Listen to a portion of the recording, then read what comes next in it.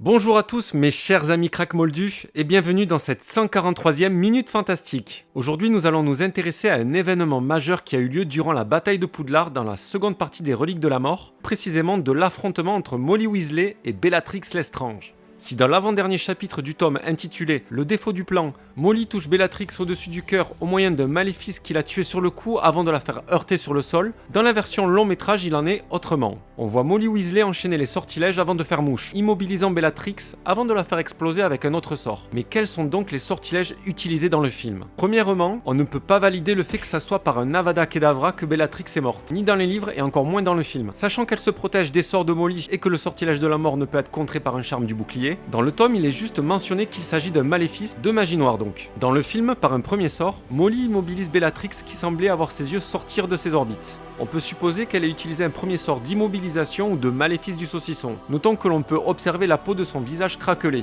Peut-être un effet secondaire ou un autre sortilège d'immobilisation. Puis Molly projette un second sortilège qui fait littéralement exploser Bellatrix Lestrange en 1000 morceaux. S'agissant sans doute d'un sortilège de désintégration inconnu ou du sortilège d'explosion Bombarda, avec sa variante plus puissante, Bombarda Maxima. On a pu voir ce sortilège utilisé par Ombrage pour débusquer l'armée de Dumbledore en détruisant un mur de la salle sur demande de Harry Potter et l'Ordre du Phénix. On peut aisément imaginer que l'utiliser sur un être vivant pourrait faire des dégâts similaires. Que pensez-vous de ces théories qui me sont propres mais me semblent assez justes? Évidemment, cela n'engage que le passionné que je suis et j'attends vos avis et théories avec impatience. C'est la fin de cette minute en espérant qu'elle vous ait plu. Et moi je vous dis à la prochaine pour une nouvelle vidéo.